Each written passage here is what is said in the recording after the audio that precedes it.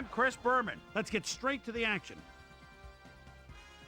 In our first game this week, we had the Broncos edge their way to a narrow 3-point win. The Panthers lost this one, but will stay at number 3 in the NFC South. Dominic Rhodes had a stellar game, but all said and done, his performance wasn't enough to lift his team to a victory. We had a big injury in this one, and Trey has the lowdown for us. Trey? All right, Chris, thanks. In front of you, we've got the AFC Infirmary Report. And as you can see, they were hit hard this week. Kelly Herndon sticks out on this list as one of the more costly injuries. It's a torn calf muscle, and the doctors are estimating he'll be out for the rest of the regular season. There's a chance, however, they'll get him back for the playoffs.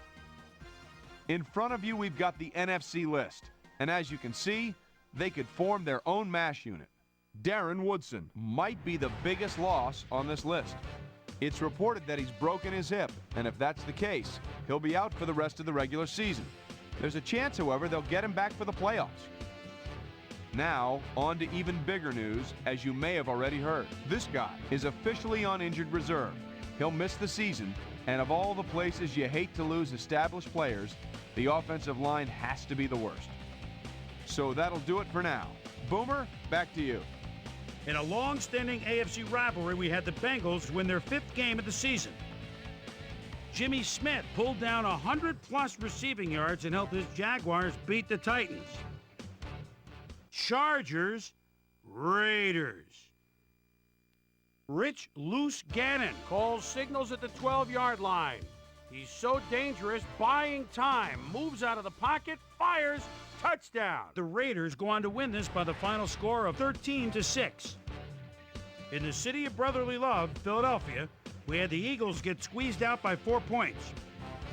Up in Chicago, we had the Bears stroll away with a 14-point win. The Browns got 300-plus yards from their offense in their victory at the Cleveland Browns Stadium.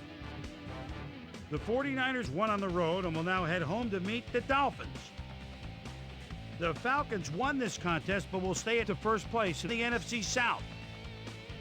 Patrick, yes, I'm certain, played well despite the loss and showed us why he's ranked up at the top of the league. Trent Green went to the air for over 400 yards and helped his Chiefs beat the Patriots. In a long-standing NFC rivalry, we had the Vikings pick up their 6th win of the year. Down in the Lone Star State in Houston, we had the Texans fall by 10 points.